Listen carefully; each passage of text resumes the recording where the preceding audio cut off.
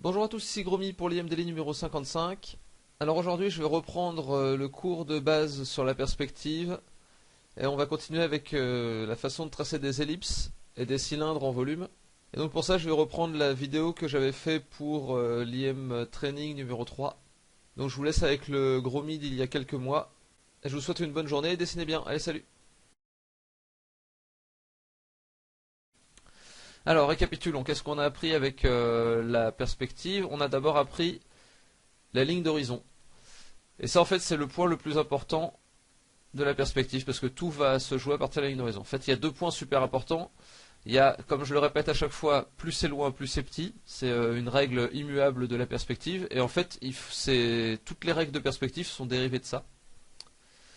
Donc voilà, plus c'est loin, plus c'est petit. Et après il y a l'histoire de la ligne d'horizon qui est vraiment le truc le plus important parce que ça permet de savoir qu'est-ce qui est vu du dessus et qu'est-ce qui est vu du dessous. Et ça va conditionner à peu près toutes les formes qui peuvent être faites.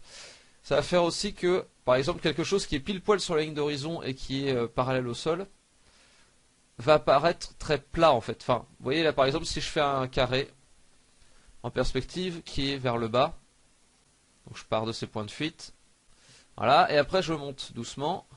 Donc voilà, donc là on est au courant que quand on monte comme ça va faire ça, ça et ça. Donc là je le fais rapidement, hein, juste pour vous montrer. Et donc quand on va arriver pile poil sur la ligne d'horizon, les lignes vont être toutes plates en fait. Donc voilà, on est d'accord, là c'est plus on monte, voilà, plus le carré au sol est plat. Si je continue à descendre, le carré va finir par devenir très large en fait. Donc voilà, en termes de surface visuelle, oui, là la surface au sol est beaucoup plus grande ici, là ça se réduit, et quand ça arrive à la ligne d'horizon, ça devient tout plat. Et après, quand on passe au-dessus, ça va remonter mais dans l'autre sens en fait. Parce que ceux-là ils sont vus donc du dessous. Et donc ça c'est quelque chose dont il faut se rappeler parce que ça va être très utile pour l'ellipse en perspective en fait. Donc voilà, ça c'est le premier point. Donc la ligne d'horizon c'est vraiment le truc super important. Ça permet de savoir d'où on regarde l'objet et aussi l'épaisseur que va avoir au jugé la face d'un cube par exemple ou d'un cylindre ou de n'importe quelle autre forme.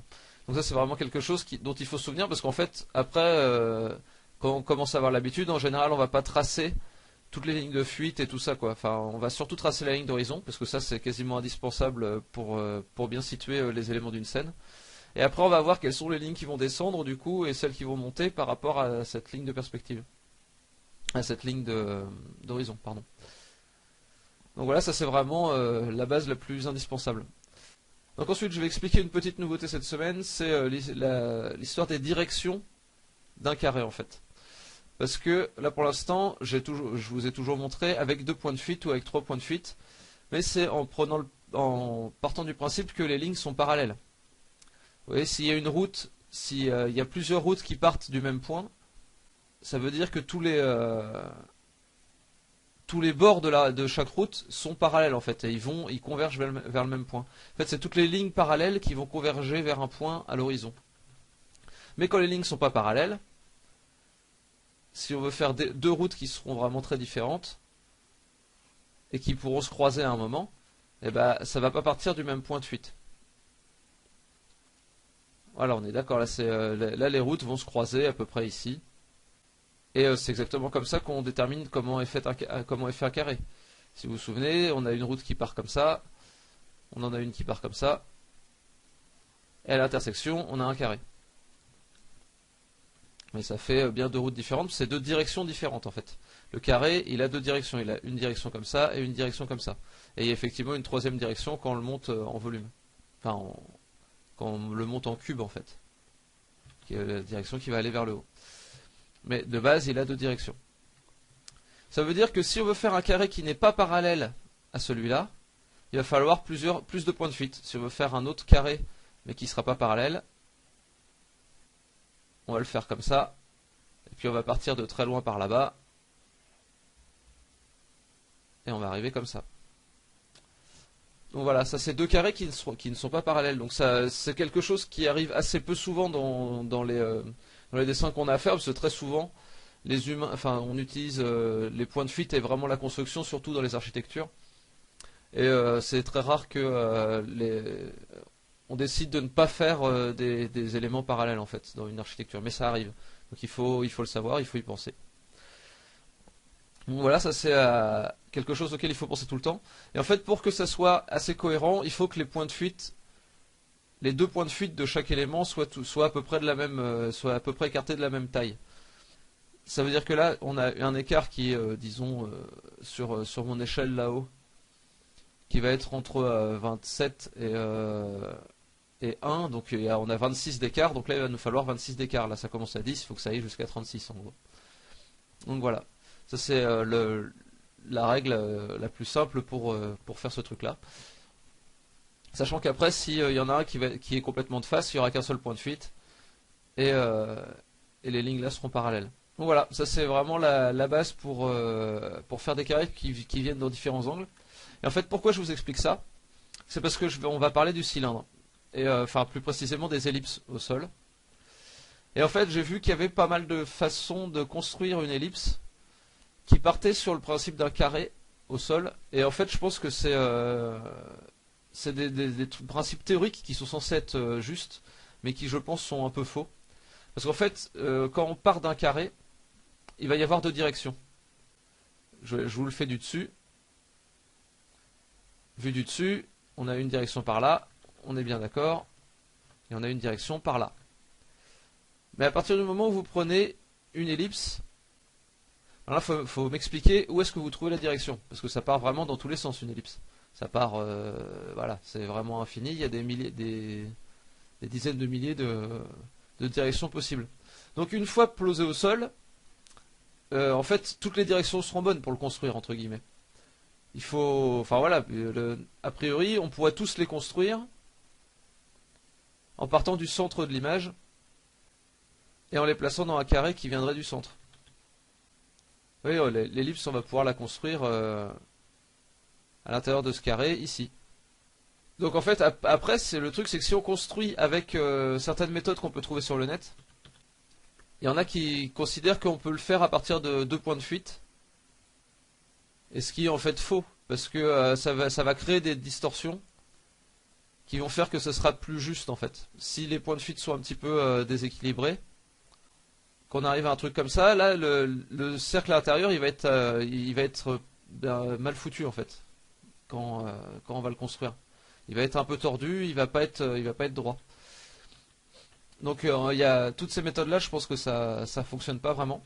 En fait il y a quelques petits points dont il faut se rappeler avec une ellipse.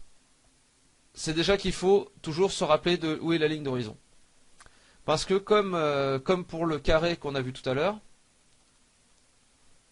plus l'ellipse va être vers le bas,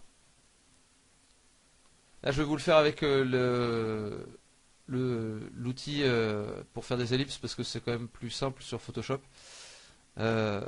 Après, il faut que vous entraîniez à les faire au jugé, quoi. Mais c'est important de se rappeler de la forme surtout. Surtout que là, moi, je vais y passer beaucoup de temps pour la vidéo si je le fais avec ça. Ça veut dire qu'en fait, les ellipses, pour qu'elles soient justes, il faut que plus elles soient proches de la ligne d'horizon, plus elles soient plates. Vous voyez, là, on écarte, jusqu'à arriver à presque des cercles quand on va être complètement à la verticale. Donc, vous voyez, là, il faut, là, elles sont pas toutes de la même taille, hein, je vous rassure. C'est pas du tout une ellipse. Je vais les décaler comme ça sera peut-être plus clair pour vous. Voilà, elles sont pas de la même taille. Mais par contre, vous voyez que par rapport à la ligne d'horizon, ça devient, elles ont une forme qui est à peu près crédible. Après, si ça repart au-dessus, on repart comme ça et puis ça s'écarte progressivement, quoi. Vous voyez, ça c'est super important de s'en souvenir. C'est voilà, plus ça s'écarte de la ligne d'horizon, plus c'est rond en fait. Et en fait ça va être super important par exemple si on veut faire un cylindre. Donc on va faire un cylindre qui va être droit en face de la caméra. Voilà. Donc normalement s'il était de profil et qu'il n'y avait pas de perspective, bah, ça ressemblerait à un carré en fait. Enfin un pavé. Mais en fait il y a des courbes sur chaque bord. Un cylindre c'est un truc comme ça, c'est courbe en haut et en bas. Et en fait, du coup, là, il faut placer les ellipses en haut et en bas. Donc ici c'est relativement proche de la ligne d'horizon, donc l'ellipse va pas être très prononcée. Ici c'est un peu plus loin de la ligne d'horizon, donc l'ellipse va être plus prononcée. Donc voilà, jusque là j'espère que vous suivez, ça semble relativement simple. Donc voilà, mais ça veut dire aussi que si par exemple il y avait des rayures, entre guillemets, sur ce cylindre, et ben les rayures elles seraient de plus en plus plates au fur et à mesure que ça s'approcherait de la ligne d'horizon, jusqu'à ici être complètement plat, et après repartir au-dessus. Ah oui, là, sur la ligne d'horizon ce serait complètement plat.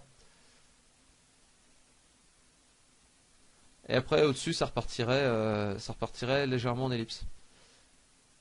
Donc ça c'est un truc auquel il faut penser tout le temps, parce qu'en fait les cylindres on va s'en servir par exemple pour construire des corps humains. C'est quelque chose pour les membres dont je vais reparler tout à l'heure, qu'on va utiliser assez régulièrement. Et, et c'est quelque chose qui va être super important à se souvenir, quel va être l'angle qu'on va donner par exemple à la manche d'un pull ou au poignet d'un bras, quoi. Il y a des courbes qu'il va falloir placer, et il faut savoir dans quel angle les placer. Donc plus on le voit de face, parce que de face en fait un cylindre, enfin si on le regarde vraiment vu du dessus, ça va être juste un cercle parfait en fait. Et donc après plus ça s'approche de la ligne d'horizon, plus ça va s'aplatir, devenir plat et redevenir jusqu'à redevenir rond. Par contre ça peut pas aller plus loin que rond, on est d'accord.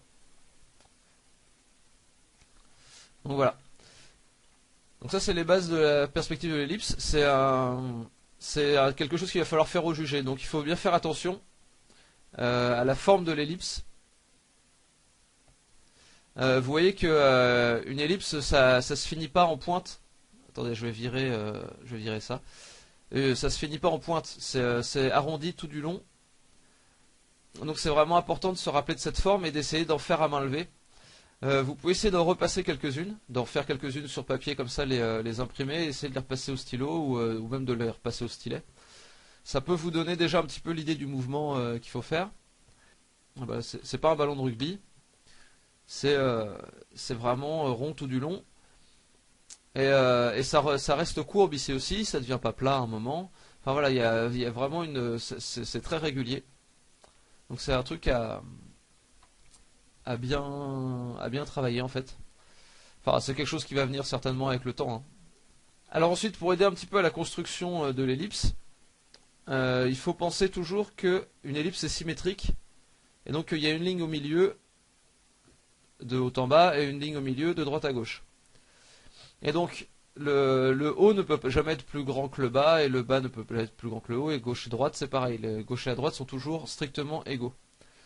Et donc ça c'est quelque chose qu'il faut se souvenir, parce qu'en fait un truc important c'est que quand on va faire un objet, il va pas forcément être à plat sur le sol, quoi. Il va peut-être être comme ça va être un cylindre qui va être un peu penché. Et donc en fait le truc pour savoir comment bien placer l'ellipse là-dedans, c'est qu'il faut tracer une ligne entre les deux bords, qui va être à angle droit ici, à angle droit de part et d'autre en fait. Donc voilà, il faut tracer les lignes à angle droit, et après on place l'ellipse. On va placer l'ellipse, bon il faudra la faire de la bonne taille. Hop, on va la placer dans le même angle. Donc vous voyez, ça détermine toujours les endroits les plus longs, enfin l'endroit le plus long de l'ellipse. En fait, du coup, ça détermine l'angle dans lequel on va devoir mettre l'ellipse. Hop, donc là, c'est dans cet angle-là. Donc vu que c'est ici, ça devrait être un tout petit peu plus large a priori. Donc voilà. Donc ça, c'est vraiment les éléments de base. Donc il faut toujours penser à la ligne médiane qui va permettre de construire l'ellipse correctement. Et après la ligne de hauteur qui est déterminée par si c'est plus ou moins loin de la ligne d'horizon. Donc voilà, donc ça c'est quelque chose. Enfin voilà, c'est à peu près la base pour construire des ellipses. Je pense qu'avec ça déjà vous pouvez essayer de construire des objets. Vous allez pouvoir commencer à construire des objets au jugé en fait. Faut toujours que vous placiez la ligne d'horizon dans vos images. Mais maintenant, vous pouvez commencer à placer des objets un peu au jugé. Donc là, je vous laisse faire des cylindres ou des objets cylindriques pour vous familiariser avec cet élément. Là, vous pouvez commencer à prendre des objets hein, plutôt que de faire juste des formes comme ça. Donc là, on reprend l'exercice de design ops le tout premier, qui était de dessiner des objets de la vie courante sur une grille de perspective et de les redessiner de tête. En fait, là, faut essayer de les imaginer. Maintenant que vous savez à peu près comment faire les ellipses, et ben voilà, faut essayer de placer ça en cohérence avec la ligne d'horizon.